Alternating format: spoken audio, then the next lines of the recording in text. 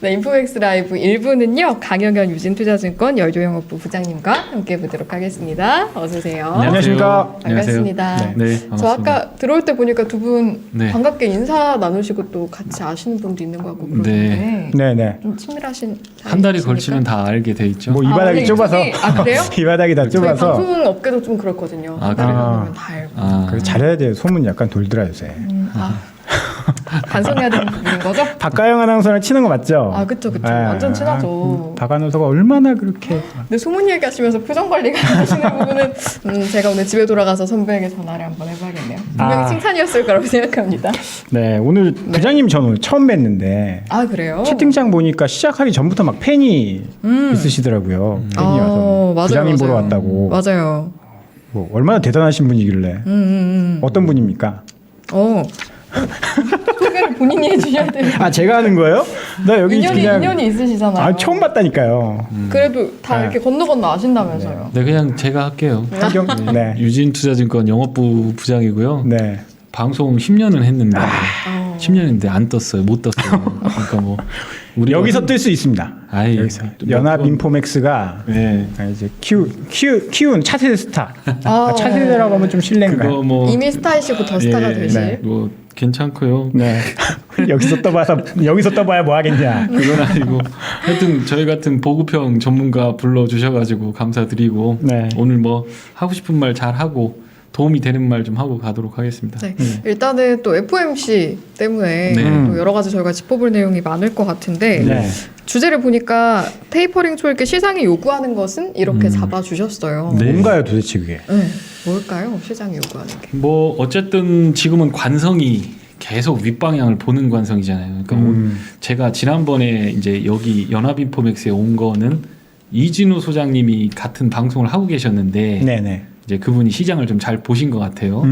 보다가 시장이 좀 너무 과열된 것 같으니까 아 손가락을 좀 자제해 주십시오. 네, 이걸로 하겠습니다.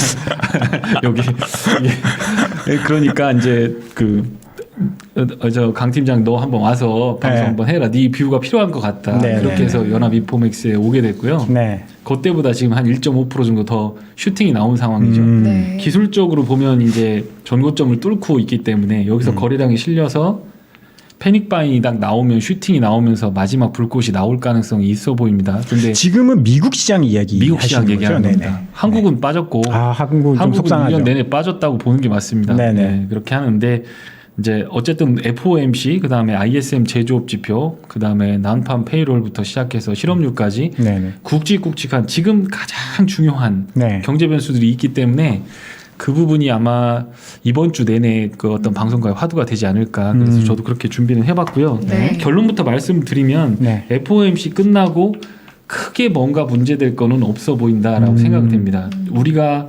지난번부터 계속 말씀을 드렸던 거는 비싸다 이거 비싸다는 거지. 당연히 이게 비싸다는 거지. 내일부터 폭락한다 이런 얘기가 아니기 때문에 그런 부분들을 좀 생각해 보셔야 될 것 같고요.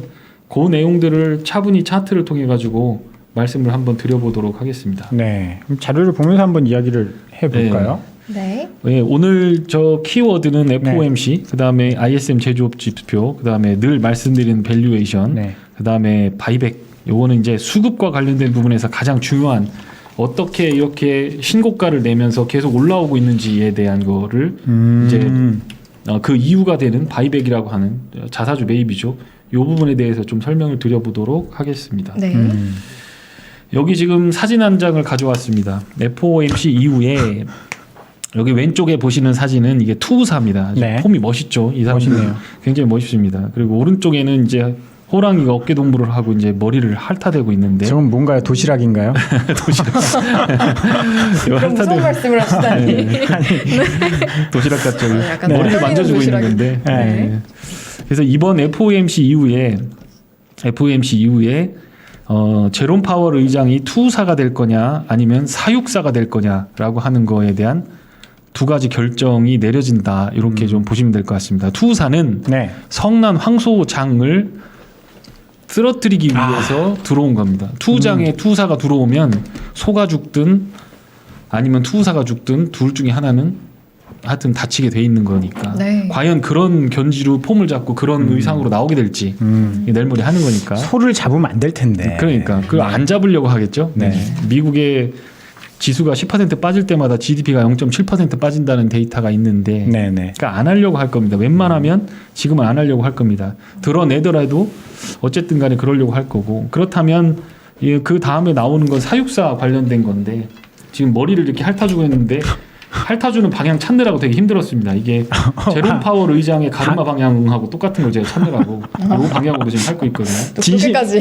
진심이신 거죠. 아 진심입니다. 네네. 정말 디테일하게 준비했습니다. 제가. 야. 근데 이게 우리가 흔히 이제 불, 베어 이렇게 얘기하는데 네. 황소장은 불이라고 하면서 이 소를 말하는 거고요. 네. 곰이라고 하는 베어가 있는데 지금은 호랑이입니다. 인플레라는 거. 인플레는 사실은 나타나기 시작하면 굉장히 숨도 안 쉬고 페드가 적극적으로 대응을 하기 때문에 네네. 호랑이라고 하는 무서운 어떤 이게 만져보니까 꼬리와 다리 이런 것들이 호랑이 줄무늬도 있고 한데 네. 과연 트랜지터리라고 하는 말이 그 말이 얼굴은 말인데 꼬리와 머리를 이렇게 어떤 가면을 쓴 거죠. 그렇게 되는 호랑이일지 아닐지를 아마 이번 FOMC에서 명확하게 언급을 할 겁니다. 그러니까 정책적으로 테이퍼링을 한다라고 해서 시장이 흔들릴 가능성은 거의 없어 보이고 네. 예, 그런데 아마도 그 뒤에 코멘트 때문에 변하는 부분들은 분명히 있을 거고 그거를 한번 찾아봐야 되겠다 이런 생각을 하고 있습니다. 네. 자, 시장 급락이냐 급등이냐 이게 아니라 어떤 투자의 방향성에 대해서 좀 다르게 요구를 하고 있다라고 하는 건데 이게 지표가 보시면 이제 CPI 지표, 미국의 CPI 지표에서 PPI 지표를 빼준 겁니다. 소비자 물가에서 생산자 물가를 뺀 거죠. 네, 뺀 겁니다. 제가 이런 거 하려고 나온 겁니다. 아, 그렇죠. 네. 네, 좋습니다. 네, 네. 그게 마이너스예요. 그러면 네. PPI가 훨씬 높다는 얘기거든요. 네. 근데 이런 경우에는 되게 불경기. 지금 여기 보면 오이시러크 나기 전에 이때 주가가 되게 안 좋았는데 이게 주가를 좋은 방향으로 이끌려고 한다면 CPI가 앞에서 툭 치고 올라가거나 네. 물가가 상승해야 된다는 거죠. 물가가 올라가거나 아니면 PPI가 내려가거나 둘 중에 하나 해야 됩니다. 그럼 PPI가 내려가려면 미국 PPI는 대체적으로 보면 중국, 독일, 한국 여기가 물가가 생산자 물가가 안정돼야 된다라고 하는 거고 소비자 물가 관련된 거는 만약에 안정되려고 한다면 공급이 충분히 되거나 수요가 좀 죽어서 캄다운이 되거나 둘 중에 하나 해야 된다는 거예요. 그러면 만약에 CPI가 안 올라가는 상황이 된다 그럼 우리가 되게 우려해야 되는 상황이 되는 거죠. 소비가 안 좋다라고 안 봐야 좋다고. 되는 건가요? 네, 안 좋다라고 봐야 되는 거죠. 그러니까 다른 말로 얘기하면 물건을 사와서 파는데 500원 주고 사왔는데 사올 때 600원이야. 그럼 100원 올려서 소비자 가격을 붙여서 팔아야 되는데 10% 마진 붙여서 근데 안 사는 거죠. 그럼 물가만 올라가고 소비는 안 되고 그러면 이제 우리가 우려하는 스태그플레이션 이런 게 나오는 거죠. 네. 그런데 이제 지금 얘기하는 부분은 뭐냐면 이 PPI가 빠르게 하락할 가능성이 있다라고 하는 거가 트랜지터리의 핵심이라고 저는 보거든요. 물류나 이런 것들 그다음에 생산 적체가 되고 있는 베트남, 한국 생산 기지가 가동률이 올라감에 따라서 좋아질 수 있다 이렇게 보고 있는 건데 그거에 대한 답을 이번 FOMC에서 슬며시 내밀 가능성이 있겠다라고 하는 거고요. 그래서 제롬 파월이 연임되기 전까지는 이 PPI 때문에 경제 죽습니다라고 하는 얘기는 안 할 가능성이 높기 때문에 네. 이번에는 그냥 넘어갈 것 같다 이런 생각을 하고 있습니다. 자, 이게 제가 세익스피어가 한 말이 있는데요. 머지않아 떠날 것들을 격렬히 사랑하라라는 건데 딱 지금 시장하고 어울리는 것 같아서 열심히 매매하고 뭐 수익을 따라다녀야 되겠지만 제 생각에는 조만간 FOMC의 어떤 변화들이 나오면서 어려워질 가능성도 있겠다. 이거 그냥 마지막 페어웨이를 할 가능성도 있겠다라는 생각이 들어서 이걸 가져왔고요. 근데 아까 급락은 아니라고 그렇죠. 하신 것 급락은 같은데. 아니니까 지수는 닫히고 네, 네. 지수는 박스권에서 닫힐 가능성이 있고 예전처럼 좋은 시장 그렇죠. 이런 것들은 조금 특히 기대하기 어렵다.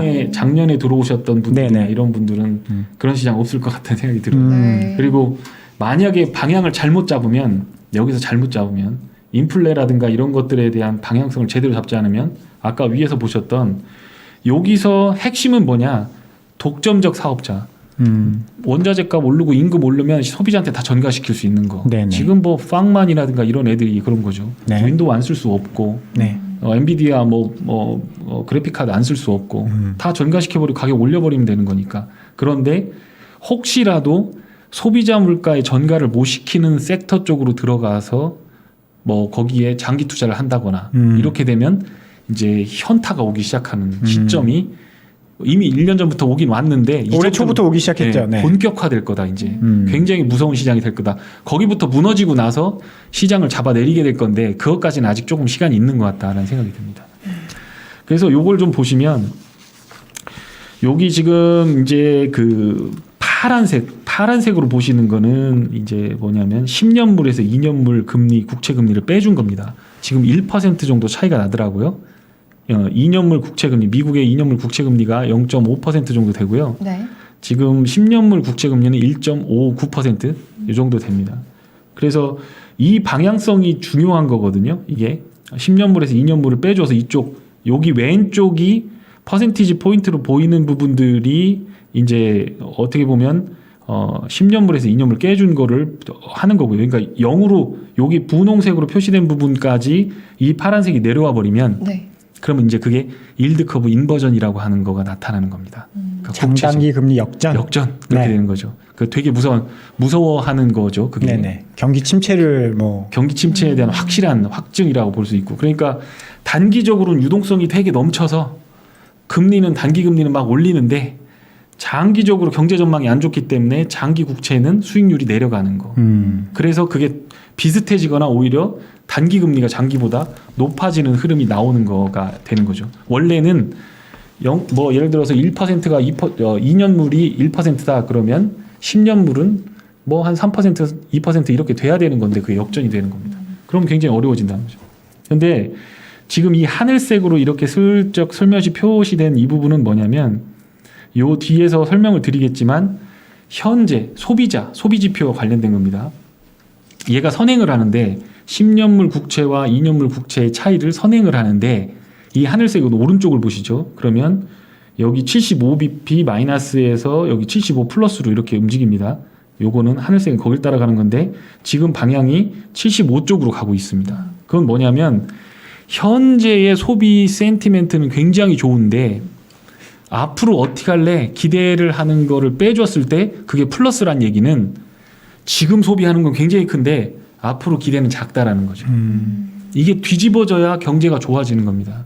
그러니까 최근에 그런 경험을 했잖아요. 19년, 20년에 팬데믹이 터지고 나서 지금 쓸 돈은 없는데 앞으로 쓸 거야 라고 하면서 주식시장이 빨리 올라갔잖아요. 근데 지금은 거꾸로 뒤집어지고 있다는 거죠. 지금 좋은데 앞으로는 그거보다는 덜 쓸 거다라고 하는 거가 소비자 심리에 반영이 됐다라고 하는 부분입니다. 요거는 제가 조금 이따 더 설명을 드리겠지만 네. 미국의 소비라고 하는 거는 GDP에 상당한 영향을 미치기 때문에 4분의 3이라고도 얘기하고 70%라고도 얘기하는데 지금 입장에서 그게 만약에 회복이 안 된다라고 하면 어려운데 아까 말씀드렸던 것처럼 PPI는 올랐다. 원자재 가격 오르고 물류가 좀 떨어진다 하더라도 인건비 오르고 PPI가 계속 올라가는 상황에서 CPI에 전가를 해야 되는데 소비자 물가가 올라가면 구매력이 받쳐주지 않는 상황에서는 소비가 좋을 리가 없는 거죠. 그러니까 소비가 안 좋으면 미국 경제가 그렇게 썩 좋아지겠느냐라고 보았을 때 그렇지 않을 수도 있다는 거고. 그러니까 이런 추세들을 잘 봐야 되는데 여기서 드리고 싶은 말씀은 뭐냐면 지금 당장 테이퍼링을 하더라도 10년물과 2년물 국채금리가 역전이 된다거나 금융시장에서 스텝이 꼬일 일은 없다. 스프레드가 충분하다. 네. 네. 뭐 100pp, 110pp 왔다 갔다 하고 있기 때문에 여기서 빠른 속도로 10년물 국채가 2% 이상까지 돌파되는 흐름이 나오는지 천천히 올라가는 건 상관없고 빠르게 올라간다라고 하면 엄청나게 큰 조정이 올 수도 있겠다라는 생각을 하고 있습니다. 요걸 보시면 일드 커브 인버전에 대해서 조금 더 설명을 드려야 될 것 같은데 여기 왼쪽에 보시는 거는 이제 한 50년 정도 10년물에서 1년물 국채 금리를 빼준 거예요. 그게 여기 이제 여기서부터 보시죠. 67년도부터 여기가 왜 그러냐면 태환 금지되고 하면서 닉슨이 태환 금지하면서 중앙은행이 브레튼 우즈 체제로 막 바뀌면서 달러가 글로벌 패권을 장악하기 시작할 때 중앙은행이 그 역할을 하기 시작할 때가 70년대니까 그 이후로 보면 수익률 곡선이 역전이 되면 거의 100%다 주식시장은 하락했습니다. 이쪽 왼쪽에 보시는 거 여기 예스라고 써 있죠. 이렇게 된 거 네. 보면 딱 한 번 빼놨는데 그거는 주식이 먼저 빠진 거예요. 닷컴 버블 이후에 99년 이후에 주식시장이 먼저 빠지고 일드 커브 네. 인버전이 나온 때고 나머지는 일드 커브 인버전이 나오면 다 빠졌습니다. 그런데 오른쪽에 보시면 수익률 곡선의 인버전이 일어나지 않은 상태에서 주가가 이렇게 빠진 겁니다. 그러니까 다른 말로 얘기하면 일드 커브 인버전이 안 나오기 때문에 시장 멀쩡할 거다라고 얘기하는 건 잘못됐다. 장단기 금체가 역전이 되면 시장이 급락하는데 네, 장단기 금체가 역전이 안 된 시점에도 급락하긴 하더라. 그렇죠. 그렇게 그게 핵심입니다. 이제 그런데 얘기를 하시는 거죠. 그렇게 빠질 네. 때가 다 어떨 때냐? 이 IMF하고 닷컴 버블이에요. 어떤 일드 커브 공통점이 인버전 있죠? 없이 그냥 빠질 때가 예외적인 현상이 현상 나올 나올 때가 예, 그런 뭐, 비쌌다는 거죠. 가격이 그리고 비쌌다. 금융 시스템에 리스크가 있었다는 거죠. 음. 그러니까 사실 09년도 같은 경우에는 주식시장이 거품이 아니라 부동산 거품이었지 않습니까? 그렇죠. 네. 주식시장은 멀쩡했어요. 사실 네. 뭐 우리가 봤을 때 밸류에이션 지표라고 봤을 때는 그렇게 어렵지 않은 상태였어요. 그런데 우리가 IMF 98년도에 터지고 닷컴 버블은 99년에서 2000년도에 터지기 시작하고 네. 우리가 IMF를 극복하기 위해서 전 국민한테 카드를 발행해 줬습니다. 네. 뭐 학생들부터 시작해하고 대학생들 소득 없는 사람들까지 난리였죠. 날렸죠. 네. 네. 그래서 그 카드를 가지고 막 긁어서 경기 부양을 한 거죠. 2003년도 네. 네. 그렇게 하면서 쫙 빠졌죠. 그 카드 사태 나오면서. LG 카드가 망했죠. LG 카드도 망하고 네. 뭐 대학생들도 망하고 하여튼 그런 적이 있었습니다. 그러니까 그때 몇 살이었어요, 승희 씨? 2003년도에. 태어나신 건 노코멘트 하겠습니다. 아니 항상 출연하시면 왜 이렇게 제 나이 태어나기는 했죠. 2003년인데 지금 그 아, 미성년자 지금 밤늦게까지 아이고, 일시키면 안 되니까. 알겠습니다. 네. 그때 대학 다녔어요? 넘어가시죠. 네. 그때 굉장히 심각했었죠. 때마다 예. 항상 이렇게 제 나이와 연관된 아니 왜 나이 얘기만 하면 이렇게 얼굴이 빨개지니까 이 재밌잖아요. 아니, 제 얼굴은 원래 이 톤입니다. 예, 시청자들도 굉장히 좋아하세요. 돌아가시죠. 네. 네. 하여튼 그래서 그러니까 일드 커브 인버전이 없다라고 해도 과대평가된 상황에서는 주가가 폭락하고 여기 또 한 가지 참고를 하셔야 되는 게 여기 리드 먼시스라고 나오죠. 그럼 네. 이거 뭐냐면 일드 커브 인버전이 나온다고 해서 바로 폭락하는 게 아니고 아 조금 시간이 네, 여기 빠르게 갈 때는 한 달 이전에만 뭐 2달 만에도 폭락하고 하지만 07년도 보면 21개월을 끌고 한 1년 반을 끌고 갔다는 거예요. 1년 반까지 그냥 역전된 상태에서 그냥 주가는 계속 갔다라는 거예요. 그리고 꽝 터졌다는 거죠. 그러니까 일드 커브에 대해서는 어떤 면에서 반드시 이게 나와야만 시장이 폭락한다라고 얘기하는 거는 조금 어려울 수 있다. 그러니까 요것만 보고 괜찮지라고 하는 거는 안 될 거다. FOMC가 끝나고 나서 수익률 곡선 괜찮으니까 평평 플래트닝이 완화되고 있으니까 괜찮을 거다라고 하는 거는 조금 위험한 생각일 수 있다라고 생각합니다. 네. 너무 어려우신가요? 어려우면 제가 좀 쉽게 가겠습니다. 네, 좀 쉽게 해주세요. 자, 지금은 지금 시장이 뭘 요구하고 있는가라고 하는 거에 대해서 확신을 요구하는 거죠. 그러니까 주식시장에서 확신이 없는 사람은 반드시 희생양이 된다라고 하는 말이 있습니다. 이거는 석학들이 얘기한 얘기인데 지금 제가 너무 고평가다라고 하면서 여기 방송 나와서 이거 지금 굉장히 창피한 얘기죠. 테슬라도 없고 테슬라는 없지만 네. 이것저것 계산해 보면 그렇게 제가 손해나는 장사는 안 했던 것 같아요. 음. 왜 그러냐면 국내 시장에서도 인플레 관련된 주로 잘했고 네. 비록 게임주는 없었지만 드라마라든가 인터주로 굉장히 좋은 수익을 내고 있었기 때문에 왜 갑자기 본인 자랑을 하시는 아니 거죠? 본인 자랑이 아니라 그게 아니라 하실 수도 있죠. 자랑은 아니고 자랑은 하실 아니고 수도 있죠. 네네. 그러니까 뭐 어쨌든 그런 부분에서 주식시장이 너무 고평가된 상황을 보고 있을 때 우리가 결론을 내리고 확신을 가져야 된다라고 하는 건데 네. 그거에 대한 증거가 이거거든요. 이게 리얼 어닝 일인데 퍼의 역수에서 네. 인플레도 빼주고 국채금리 빼준 겁니다. 근데 이게 지금 여기 예전 자료라서 마이너스 4%에 걸쳤는데 지금 마이너스 6%까지 올라왔습니다. 인플레는 더 오르고 국채금리가 상승했기 때문에 이때 자료보다 더 올라왔기 때문에 더 빠졌습니다.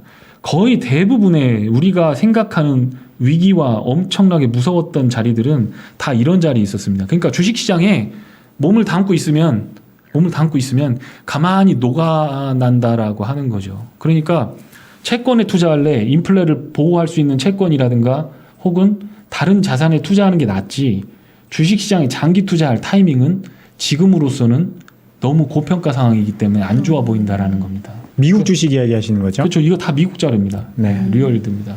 퍼의 역수예요. 그러니까 예를 들어서 퍼가 50이다. 네. 그러면 50분의 1이 되는 거니까 2%가 되는 거거든요. 네네네. 그러니까 내가 어닝을 산다라고 했을 때 1억을 투자해서 200만 원 정도의 기대 이익을 내 걸로 만들어 놓는다고 보는 건데 네. 이제 200이 400되고 400이 800되고 이렇게 하면 좋은데 지금은 그게 가격만 쭉 올라오고 이익 증가 속도는 낮기 때문에 굉장히 안 좋은 상황인 거죠. 근데 거기서 인플레를 빼주면 네. 그것마저도 2%도 안 나오죠. 인플레가 4%니까 마이너스 그럼 마이너스 2%인데 국채에다 투자하는 거 국채에다가 인플레를 방어하는 것까지 겹쳐준다고 하면 지금은 투자하면 길게 보고 투자하면 안 되는 거다. 그러니까 트레이딩만 하자. 좋은 거 따라 붙어서 먹으면 좋고 안 좋으면 못 먹으면 말고 이렇게 하는 게 그냥 붙들고 있는 것보다 낫겠다. 지금은 자 1월 달에 한번 보시면 1월 달에 삼성전자, 하이닉스, 현대차가 딱 붙잡고 있었잖아요. 네네. 근데 이미 그때 보시면 인플레 관련된 트레이드들은 일어나고 있었어요. 포스코라든가 그렇죠. 철강주들 막 다 많이 올라가고 올랐죠. 원자재고 네. 다 올라갔잖아요. 네. 그리고 소재 2차 전지도 다 올라가고 막 했지만 전반적으로 보면 인플레 약한 주식들은 빠졌어요. 전체적으로 보면 삼성전자도 지금 오늘 오다 보니까 연간 단위로 오늘까지 11% 마이너스가 됐더라고요. 그러니까 이 어떤 면에서는 투자의 방향성을 잘못하고 괜히 여기서 확신을 갖다가 잘못하면 죽을 수도 있다. 약간 경계감은 가져야 된다. 네, 지금 그렇게 생각합니다. 뭐 파티가 끝날 때 음악이 멈출 때 빠져나와야 되는데 네. 그거 잘 뭐 신경 안 쓰고 뭐 흥청망청 술 먹고 막 술 취해서 파티 끝나는 거 모르고 있으면 조금 큰일 날 수 있다. 제가 듣기에는 이제 상황 읽지 않고 그냥 묵혀두면 지금은 조금 위험할 수 있다 이렇게 네, 장기 들렸는데, 투자, 네, 장기 투자죠. 맞습니까? 네. 뭐 그런 거에 대한 이제 공감은 다 많이 하실 거예요. 네. 그런데 이게 어제 오늘 일이 아니지 않습니까? 그렇죠. 계속 오르고 있는데 그러니까 더 문제죠. 이제 그런 거 이제 파티가 언제 끝나는지 그런 것들은 또 어떻게 캐치를 좀 해야 되는지 그리고 제가 또 궁금한 건 우리나라는 지금 밸류에이션 비싸다는 얘기를 아무도 안 하거든요. 근데 미국은 이제 또 비싸다는 이야기가 올 초부터 작년 말부터 나오기 시작해서 계속 비싸다 하는데 올라가는 이유는 뭔지. 그거 좀 이따가 제가 말씀을 드려볼게요. 아 제가 좀 급했네요. 왜 그렇게 됐는지. 공부를 미리 하고 왔어야 되는데 공부를 안 하고 와가지고. 여기에 뭐 자료를 내용을 넣은 게 아니고 PPT만 준비하느라고 바빠가지고 네. 어쨌든 이게 인간의 욕심은 끝이 없고 똑같은 실수를 반복해요. 이렇게 그렇죠. 사진으로 다 보여주고 지금 이거 장기 투자하지 마시고 변동성이 크니까 끝내주죠. 하루에 10%씩만 올라가고 테슬라 같은 애들. 빅테크들 딱 버티고 있으니까 이거 뭐 여기만이 살 길이라고 생각하는 것 같지만 아까 국내 주식 얘기를 드렸던 게 그거는 우리가 눈 뜨고 있잖아요. 우리가 잘 아는 주식들이잖아요. 그러니까 오히려 매매하기가 편한 거죠. 근데 밤에 오버나이트 하면서 단타를 하고 밤잠을 설치면서까지 그럴 필요가 있느냐라고 보았을 때는 그게 아닐 수도 있다라고 저는 생각하는 겁니다. 그래서 장기적으로 돈을 묶어놓고 태우는 것보다는 트레이딩 쪽으로는 미국을 바꾸시는 게 맞고 또 조심해서 빠질 때 사고 지금처럼 올랐을 땐 팔아주고 하면서 박스권 플레이를 해나가시는 게 오히려 좋을 수도 있겠다라는 생각이 들고 비싼 구간에서는 늘상 그렇게 하거든요. 네. 그리고 이제 뭐 한국 시장은 오늘 제가 준비는 안 했는데 어쨌든 미국이 만약 이렇게 되는 상황에서 FOMC가 끝나고 나면 어떤 분위기가 될지에 대해서 조심스럽게 좀 관찰하신 후에 안정되면 그러면 또 그때 판단을 해보시면 어떨까 이런 생각이 듭니다. 요거는 이제 실질 배당 수익률 똑같은 겁니다. 배당 수익률을 해서 인플레이션을 빼주니까 네. 마이너스 나는 거예요. 그러니까 배당을 받아봐야 의미가 없는 거죠. 배당을 쥐꼬리만큼 주기는 하는데 지금은 배당 추세가 아니거든요. 투자 추세가. 그러니까 이게 지금 역사적으로 보면 20년 만에 최저점인 거예요. 그러니까 주가가 너무 많이 올라서 그런 거죠. 너무 많이 올라서. 네, 배당은 뭐 똑같이 배당은, 주더라도 똑같이 주가가 주거나 올라가 좀 버리니까. 올랐는데. 네. 그런데 지금 이렇다는 거죠. 그래서 지금 제가 이제 요약을 해보면 그렇습니다. 미국 시장을 잘못 이해하고 제가 뭐 숏을 쳐라, 뭐 인버스를 걸어라 그렇게 할 수 있습니다. 근데 사실 요즘 투자자들과 얘기를 나눠보다 보면 계좌 깔아부터 시작해가지고 너 그래서 뭐 돈 좀 벌었냐부터 시작해가지고 네. 뭐 그런 얘기도 많이 하시고 그러는데 네. 자기가 이미 결론을 내려놓은 걸 가지고 전문가의 입을 통해서 그거를 확인하고 싶어하는 경향들이 상당히 많습니다. 많은 투자자들이 그렇죠. 많은 투자자들이 네. 그렇습니다. 그런데 제가 드리는 말씀은 확신이 있으시면 요 자료들을 비교 분석해 보시고 확신이 있으시면 확신대로 하시면 된다. 그렇게 전문가들한테 뭔가를 결론을 구걸하지는 마셨으면 좋겠다. 이런 생각이 듭니다. 그런데 분명한 건 여기 나와서 이렇게 얘기한 사람이 몇 명은 있어야 될 것 같아서 그렇게 될 것 같아서 그럼요. 지금 네. 시장에서 중요한 게 다양성이고 저도 이제 부장님 말씀에 동의하는 게 네. 저는 버블의 가장 큰 증거는 모두가 똑같은 이야기를 할 때 모두가 똑같은 이야기를 할 때 그 시장은 버블이다 라고 생각을 하거든요. 다양성이 있는 시장이 정말 건전한 시장이고 모두가 테슬라 뭐 2,000달러 간다 3,000달러 간다 그랬을 때 테슬라의 본점이다. 저는 그렇게 생각을 하거든요. 왜냐하면 그때는 아무도 테슬라가 안 좋다는 이야기 못 하거든요. 그때가 고점이 될 가능성이 높아요. 이런 말씀 자주 오셔서 해주셔야 됩니다. 네. 하여튼 뭐 이 밸류에이션이 말씀하셨듯이 어제 오늘 일이 아니고 밸류에이션 네네네. 비싸다고 주가 빠지는 거 아니고 네. 밸류에이션 싸다고 주가 안 빠지는 거 아니거든요. 네네. 그렇지만 예를 들어서 여기 문 열고 신체 검사하는데 사람들이 들어온다고 치죠. 사람들이 들어오면 165부터 막 들어오기 시작해 185cm까지 5cm씩 나눠 들어왔어. 네. 그럼 평균 키가 175cm 되지 않습니까? 그렇겠죠. 185까지 나왔으니까. 네.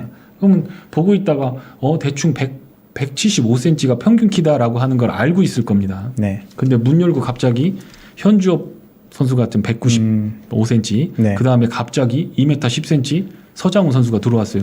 그 사람들도 분명히 대한민국 남자고 네. 신체 검사 받으면 그 사람들은 평균 이상이고 그렇게 되는 거죠. 그런데 지금 상황이 딱 그거하고 똑같아요. 그런데 밸류에이션이라는 건 뭐냐면 단 한국인의 남자의 평균 키는 175다라고 하는 게 밸류에이션이라는 기준치가 되는 겁니다. 그러면 판단을 할 때 현주업하고 서장훈이 딱 들어왔을 때 거기 들어오는 것까지는 누가 문 열고 들어올지 모르니까 경제지표라든가 시장이라든가 어떻게 나올지 모르는 거잖아요. 근데 그 다음에 어떻게 될 거냐. 그 다음에 2m 10cm짜리 서장훈 선수가 들어왔는데 그 다음에 어떤 사람이 들어올 거냐라고 하는 건데 앞으로 2사람 남았다. 5사람 남았다라고 하면 평균 175에 맞춰서 깎아야죠. 그러면 165보다 훨씬 더 작은 사람들이 들어올 가능성이 있습니다. 이수근이 들어오는 그렇죠. 거죠. 그렇게 네. 되는 거죠. 그러니까 낙차가 더 커질 거라고 볼 수밖에 없는 거죠. 그런데 이게 영원히 온고잉이다라고 볼 수 있는 근거가 있으면 좋은데 그러려면 기업 실적이 좋아지거나 정책이 계속해서 유지되거나 네. 밸류 체인이 잘 돌아가거나 법인세가 계속 낮아지거나 임금 인상률이 올라가지 않거나 모든 조건들이 좋아져야 되는데 그게 지금은 다 뭉개지고 있는 상황에서 유동성을 가지고 얘기만 하다가 잘못해서 당하면 어떻게 할 거냐라는 거가 제 걱정사인 거죠. 그동안 10년 동안 증시 올랐는데 네. 적당히 벌었으면 어느 정도 리스크 관리하면서 조금 줄여놓고 전략적으로 옳은 판단을 하는 게 맞다. 저는 그렇게 생각을 하는 겁니다.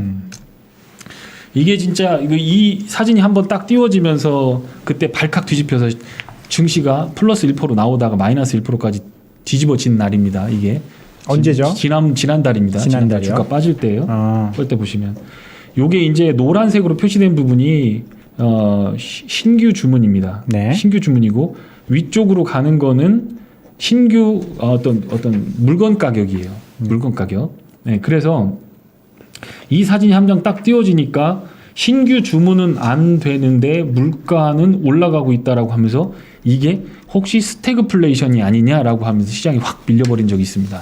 근데 사실은 스태그플레이션이라고 하는 거는 2분기 연속 마이너스 성장이 나오는 게 스태그플레이션이고요. 예, 거기다 인플레이션이라고 하는 건 이미 확증이 됐죠. 저거를 트랜지터리라고 막 우기다가 이제 말을 바꿨습니다. 페드가 말 바꾸는 거는 굉장히 자주 있었던 일이기 때문에 제롬 파월 의장이 신뢰를 지킬 거다라고 하는 거 이제 안 믿으시죠. 이제 저 사람 말 잘 바꿉니다. 그러니까 네. 그거에 대해서는 너무 생각하지 마셔야 되고 처음부터 스태그플레이션이라는 말은 안 맞는데 그것 때문에 좀 속았다. 그래서 반등이 나올 수는 있었다라고 하는 거고요. 지금은 이제 비용이 인상되는 사이클에서 원자재라든가 물류라든가 그런 것들이 올라가는 사이클에서 임금이 올라가는 임금발 인플레이션으로 진행되고 있는 과정이다. 이렇게 PMI를 통해서 볼 수가 있겠다라는 겁니다. 네. 지금 여기 보시면 여기 보라색이 뉴 오더라고 하는 겁니다. 조금 아까 본 요 신규 주문 관련된 거고요. 뉴 오더가 지금 꺾여 내려가고 이렇게 꺾여 내려가고 있는 상황이죠. 네. 여기 지금 보라색에서 안 좋았습니다.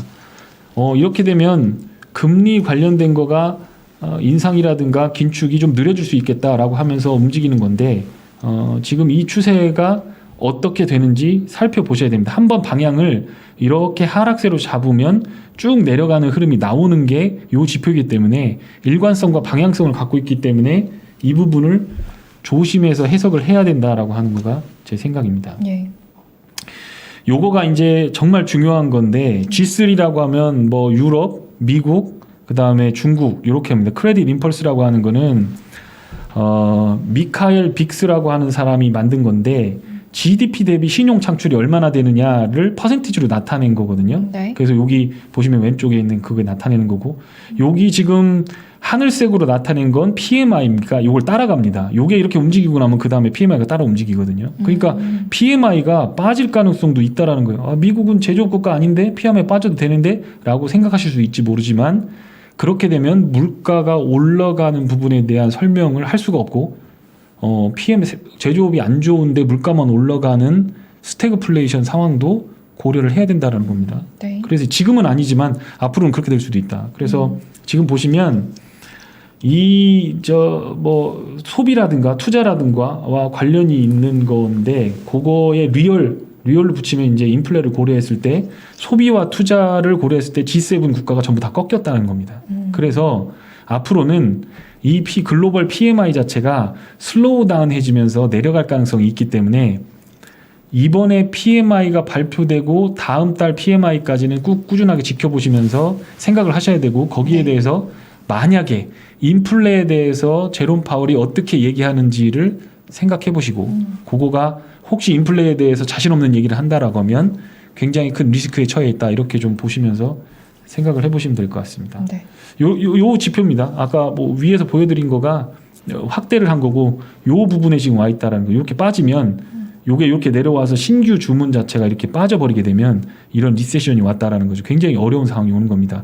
아무리 지금 생각을 해봐도 유동성이고 뭐고 다 떠나서 기업 실적들이 좋아져서 그거를 반영하지 않는다라고 하면 지금 있는 주가를 어떤 지지하기는 어려울 가능성이 상당히 높다라고 하는 거고 그거의 가장 중요한 것 중에 하나가 이 PMI가 될 수 있겠다. ASM 신규 주문은 이거 9월달 데이터를 예, 아직 안 나왔어요. 오늘 여기다 업데이트를 안 했습니다. 지금. 아직 업데이트 안 하셨죠? 어제 이제 발표된 거에 따르면 60.8 나왔을 겁니다. 60.8인데 신규 주문은 51인가 나왔거든요. 조금 올라왔습니다. 아니요. 신규 주문이 9포인트 하락했습니다. 예, 예. 그렇게 하면 고용이 조금 올랐구나. 네, 예. 고용이 조금 올랐고. 네, 그렇죠. 그러면 그렇게 이야기하면 부장님의 논리에 따르면 네. 지금 조금 위험한 상황이다. 그렇죠. 신규 주문이 확 줄었으니까. 그게 뭐 사실 애널리스트 분석을 보면 병목 때문에 그렇다. 일시적일 거다. 약간 파월 같은 그런 이야기를 하는데 이게 우리가 사실 예측할 수 없는 그 변수들이 너무 많지 않습니까? 그렇죠. 코로나라는 것들 때문에 우리가 네. 한 번도 경험하지 못한 일이었고. 그러니까요. 네. 지금 그래서 뭐 우습게 짤로 돌아다니는 것 중에 하나가 뭐 그 식당에 가보면 원산지 표시 있잖아요. 네네. 거기 가보면 이제 배추김치 중국산, 네. 돼지고기 멕시코산, 네. 소고기 호주산, 네. 직원 베트남산 이렇게 나오잖아요. 지금 이제 그게 글로벌 밸류 체인을 그대로 보여주고 있는 거거든요. 네. 근데 그게 이제 그 유럽 그 선진국들 많은 그 유럽에 마스크 공장 하나 제대로 없어가지고 팬데믹 때 그렇게 고통을 겪었지 않습니까? 그렇죠. 그러고 나니까 이제 자기네 나라에다가 웬만한 생산 기지들은 갖고 가려고 하기 때문에 그것 자체도 인플레 요인이기도 하고 그러면서 또 공장을 짓고 하려다 보면 예를 들어 삼성전자 공장이 어디 유럽에 가서 공장 지으려고 하면 제일 많이 필요한 게 발전소인데 에너지라든가 이런 문제들이 해결해야 될 부분들이 많은 거죠. 호텔에서 그냥 물 끓여주고 커피 타주고 이렇게 하면서 돈 버는 사람들하고 공장을 지어가지고 그걸 돌려갖고 하는 거랑은 인프라 자체가 다르기 때문에 그런 부분에서 지금 말씀하신 것처럼 지금은 트랜지터리 과정이다. 그 연준 의장이 그렇게 얘기하니까 믿을 수밖에 없는 상황이죠. 네네. 그런데 지난번에도 거짓말했어요.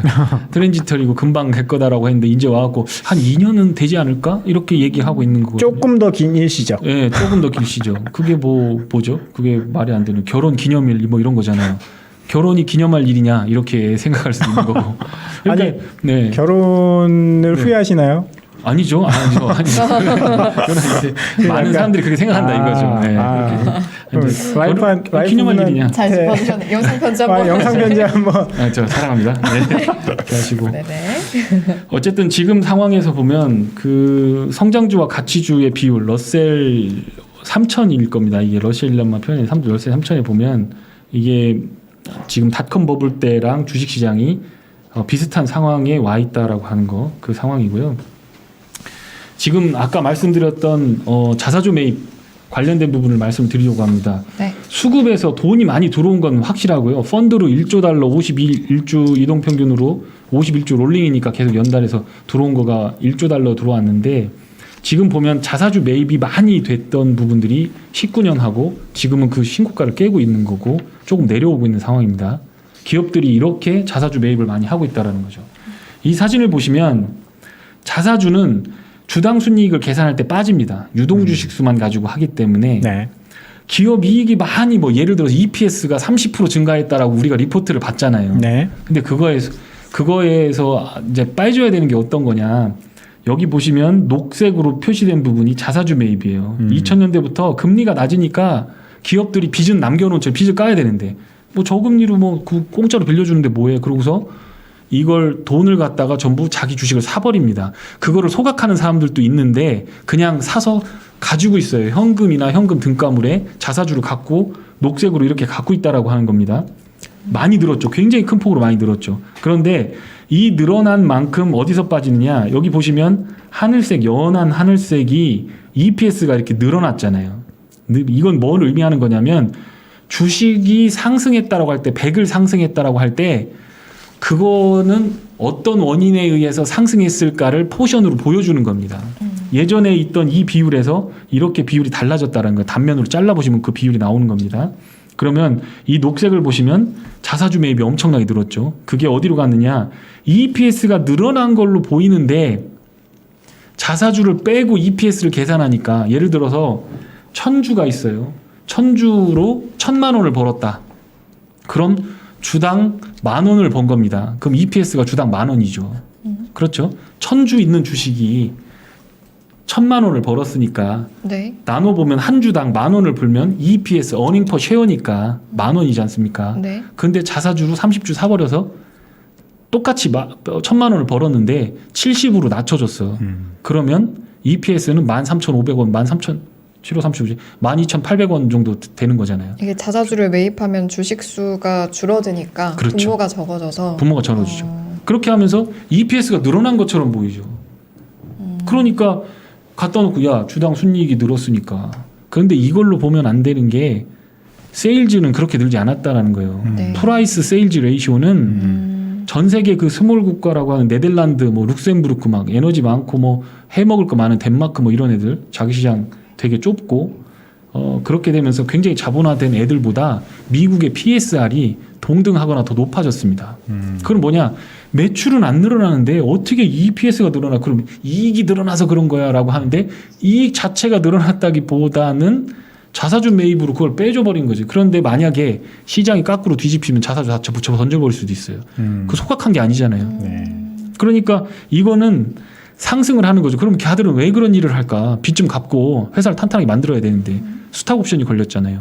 주가가 올라야 자기도 성과급도 받고 그 다음에 대표이사 평가도 받고 하니까 돈 생기면 자사주 매입해갖고 주가 끌어올리고 스탁 옵션 잔뜩 받는 거죠. 그러니까 의회에서 보고 있다가 야 내가 돈 풀어가지고 국민들 생활 경제 좀 좋게 하고 투자 좀 하라 가니까 너 겨우 한다는 게 너 몇천억씩 성과급 받고 있냐?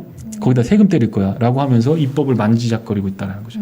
근데 이게 이제 만약에 이 자사주 매입이 금리가 오를 경우에 국채 수익률이 오를 거예요. 어떻게 될 것 같냐라는 걸 질문을 드리는 거예요.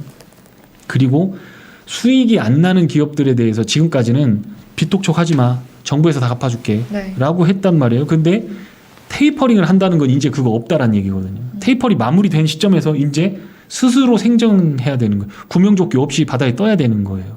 예, 그러니까 그 상황이 되면 어떻게 할래? 라고 보았을 때 우리는 답을 가지고 있어야 되는 거죠. 그래도 아직 조금씩 도와주긴 도와주는 거 아닌가요? 테이퍼링 하는 동안은? 테이퍼링은 이제 그런 거죠. 1,000억을 규모가 사주다가 줄어드니까. 예, 800억 이렇게 하는 거죠. 늘 말씀드리지만 금리를 안 건드리려고 할 겁니다. 지금에서는 금리는 안 만지고 싶어 할 겁니다. 그런데 그거는 사실 국채 시장에서 자기 뭐 예를 월스트리트에 있는 아이비들하고의 주고받는 거래일 뿐이지 걔들이 가지고 있는 채권을 윤전기를 돌려서 달러로 바꿔주는 거일 뿐이지 지금 걔들은 그걸 받아다가 다시 연준에다가 돈을 넣고 있으니까 이거는 사실 테이퍼링이라고 하는 것 자체는 정책의 변화를 읽어내는 거에 대한 어떤 효시 이렇게 되는 거지. 네. 그게 무슨 시장에 그게 갑자기 주식 시장에 떨어진다거나 그거는 별 상관이 없는 거라고 저는 생각합니다. 그래서 요 자사주 매입의 결과가 있다는 거고 지금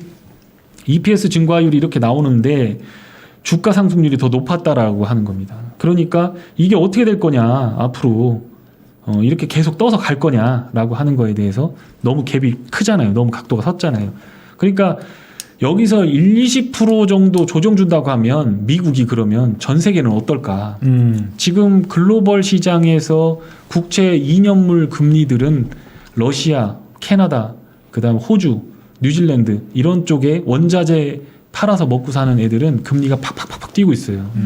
거기 물가 상승률이 제어가 안 되는 상황인데 그 다음은 이제 한국, 중국, 독일 이런 쪽이 될 겁니다. 독일도 이미 수익률이 플러스로 돌아섰습니다. 그러니까 이런 상황이 오게 되면 과연 어떻게 대응을 해야 될까라고 하는 거고요. 이게 이제 제 마지막 갑자기 역사 수업 시간이 된 것 같은 느낌입니다. 네, 지도가. 네. 요즘 제가 예전에 미국에 갔을 때 그 계량 경제학을 배우고 있었어요. 네. 근데 수학 문제 풀거든요. 뭐 선형 대수학 갖다 놓고 그걸 행령 발전식으로 나눠서 미분적분하고 막 이런 것들을 한단 말이에요. 그래도 야 이거 왜 수학 이공계한테 이거 수학과한테 경제학 시키지 왜 문과인 나한테 이걸 불러다가 이런 일을 시키나 이해를 못 하고 있었다가 트럼프 들어오고 나서부터 최근까지 많이 느끼고 있어요. 아 이거는 주식 투자는 시장의 심리라든가 역사라든가 하는 인문학적 배경이 없이 주식 투자를 하면 수학적으로만은 안 되겠구나라는 생각을 한 겁니다. 밸류에이션 계산하고 뭐 아무리 뭐 수학적으로 EPS 계산하고 뭐 해도 사람들이 비싸도 사겠다는데 내가 사겠다는데 코인 가치 없다는데 뭔 소리야. 나는 하겠다는데 이게 인문학적인 그런 거죠. 지금 이거가 우리 할아버지들 얘기입니다. 수나라라고 하는 은주 춘추전국 진한 수당 송원명찰 때 그 수나라입니다. 수양제 수문제 아들하고 아버지가 우리 할아버지들 고구려를 쳐들어왔던 전쟁을 얘기하는 겁니다. 네. 예, 그때 영양왕이라고 하는 영양왕은 그 우리 바보온달과 평강공주 그거 아시잖아요. 그 네. 평강공주가 평강왕 딸 평강의 딸입니다. 네. 그 평강왕이 누구냐면 평원왕이라고 책에는 나왔는데 그 양반의 아들이 영양왕이에요. 평원왕이 수나라가 통일이 되고 나서 수나라가 고구려를 침범할까봐 병 생겨갖고 화병으로 돌아가십니다. 그런데 그 아들 영양왕이 딱 보고 있다가 전쟁 준비하고 나서 신성, 요동성, 안시성, 여기 건안성, 백왕성 다 하고 비사성까지 천리장성을 쫙 쌓기 시작합니다. 전쟁 준비를 해요. 10년 넘게. 여기 비사성이라고 하는 거는 이제 다렌 우리 저기 안중근 의사 뭐 위순 다렌 할 때 그 위순 감옥이 있는 안중근 의사가 있었던 거기가 여기 비사성입니다. 근데 영양왕이 준비를 하다가 걸렸어요. 준비하는 걸. 그래서 수문제한테 들켜갖고 수문제가 군사를 몰고 쳐들어옵니다. 네. 그런데 그 쳐들어오기 전에 350만밖에 안 되는 고구려가 먼저 선제적으로 여기 딱 보면 별표 딱 돼 있는 데 있죠. 여기가 조양 땅이라고 영주 땅이라고 하는 건데 조양 땅을 선제 공격합니다. 여기가 뭐냐면 뭐 여기 거란부터 시작해갖고 수나라 여기 중국 상인들이 전부 넘어다니는 요 길목입니다. 보급로죠. 군사들이 넘어갈 때 여기를 딱 끊으면 보급로가 막혀버리는 거예요. 이렇게 되는 겁니다. 이렇게 해서 70년 동안 당나라 때까지 중국을 통일한 수당 제국과 고구려가 70년 동안 전쟁을 합니다. 그렇게 하면서 수양제, 수 문제가 한번 쳐들어왔다가 야 아무래도 고구려는 우리가 이길 수 없다. 내 자식들은 절대 고구려 쳐들어가지 마라. 유언을 남기고 죽었습니다. 수양제가 죽였어요. 아버지를. 죽이고 자기가 왕권을 찬탈했습니다. 그러고 나서 양쯔강하고 황하강에다가 대운하를 뚫어갖고 물자와 병력을 수송해갖고 113만 3,800명 정확하게 그걸 데리고 고구려를 침공을 하기 시작합니다. 그걸 막은 사람이 누구냐? 영양왕하고 을지문덕 할아버지입니다. 그게 여기 보시면 살수대첩이라고 펴 있는 거거든요. 여기서 성을 뚫고 이 안시성, 요동성을 결국 못 들어서는데 이렇게 들어오다 요동성에서 막히니까 어떻게 했냐면 수 양제가 30만 별동 부대를 주고 야 니들 여기 놔두고 그냥 여기로 들어가 평양성 쳐라 라고 하는데 거기를 딱 막아선 사람이 을지문덕 할아버지였어요. 네. 그러면서 싸우는 척하고 뒤로 도망가고 싸우는 척하고 뒤로 도망가고 그러다가 여기 살수대첩이 일어났던 청천강 이북에서 전쟁을 하게 되는 겁니다. 부장님 지금 이제 여기서 조선까지 가시진 않겠죠? 여기서 끝납니다. 고구려에서 끝나야 됩니다. 여기서 지금 끝납니다. 네. 막 전쟁이면 빅텍 사야 되냐 막 이런 이야기 나오고 있어요 지금. 네. 자, 제가 요거를 왜 이렇게 하냐면 이 리스크를 대비한다는 게 증권맨이라든가 혹은 주식을 하시는 분들 윗방향으로 하는 분들이 저를 대할 때 이 사람들이 어떻게 했는지 우리 할아버지들이 어떻게 싸웠는지를 한번 보시면 요동성을 막아서 싸웠습니다. 죽을 힘을 다해서 천리장성을 막았어요. 네. 이거는 우리가 트레이딩을 하고 주식을 투자를 하는 것과 같습니다. 그런데 이 을지문덕 할아버지가 여기서 군사들이 30만 명이 청천가까지 올라올 때 어떻게 했냐면 짐짓 패하는 척하고 뒤로 도망갑니다. 그러면서 뭐 하나를 또 했냐면 주변에 있는 우물들에다 다 독을 푸고 다 메꿔버리고 그 들판에 있는 말먹이들을 다 불질러버립니다. 네. 자기가 살던 터전을 다 불질러버리는 거예요. 청야작전이라고 하는 거예요. 지금 우리가 1억 원이 있다. 그런데 네. 미국 인버스 친다. 정신 나간 놈아. 응? 인버스하고 이거 같으냐 이렇게 생각할 수도 있어요. 네. 그런데 이기려면 어쩔 수가 없다. 밸류에이션이 너무 꽉 차 있다. 유동성만 너무 믿으면 안 된다. 113만 3,800명이 우리 20만 30만한테도 못 이겼었거든요. 이게 이치라고 하는 거, 순리라고 하는 거는 그렇게 될 수밖에 없다는 거죠. 겨울이 오고 계절이 바뀌고 말먹이가 없는데 그것마저도 다 불지르고 도망가는 상황이 오게 되면 아무리 군사 숫자가 많아도 이길 수가 없고 전쟁에서 패할 수가 없다. 수나라가 망했습니다. 우리가 어떤 트레이딩을 하고 자꾸 하루 이틀 뭐가 올라가냐 뭐가 내려가느냐 요것만 보시면 그러면 결론적으로 전투에서는 이기지만 전쟁에서 지는 싸움을 할 가능성이 굉장히 높은 상황에 와 있다.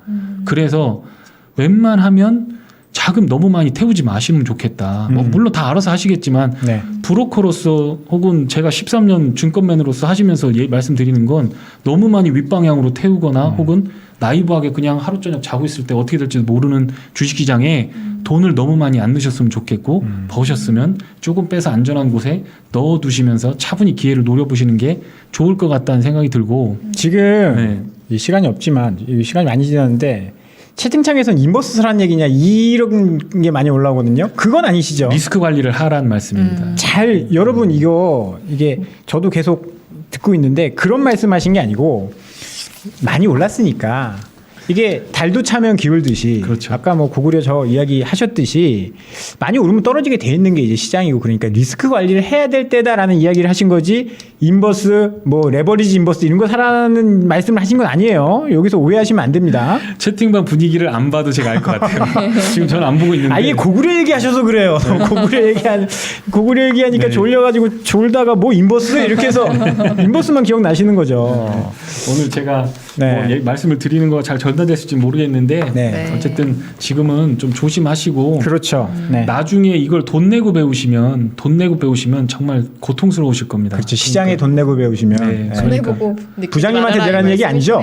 저는 월급 잘 받고 있으니까 약간 오해합니다. 알겠습니다. 네. 네. 결론은 리스크 관리 결론은 잘하고. 리스크 관리입니다. 네. 네. 그러자란 말씀이셨고 수치에 더해서 역사까지 함께하면서 마무리를 좀 지어주셨습니다. 문학과 주식이 함께 있는 방송. 인포맥스 라이브입니다. 네. 저희 이제 1부 여기서 마무리하도록 할게요. 혹시 맺은 말 혹시 다 못하셨는데 아니요, 다 마무리 했습니다. 될까요? 잘 매듭을 지어주셔서 고맙고요. 네. 알겠습니다. 저희 오늘 또 귀중한 말씀 1부 이 시간 함께 해봤고요. 강영현 부장님이었습니다. 너무 잘 들었습니다. 고맙습니다. 감사합니다. 고맙습니다.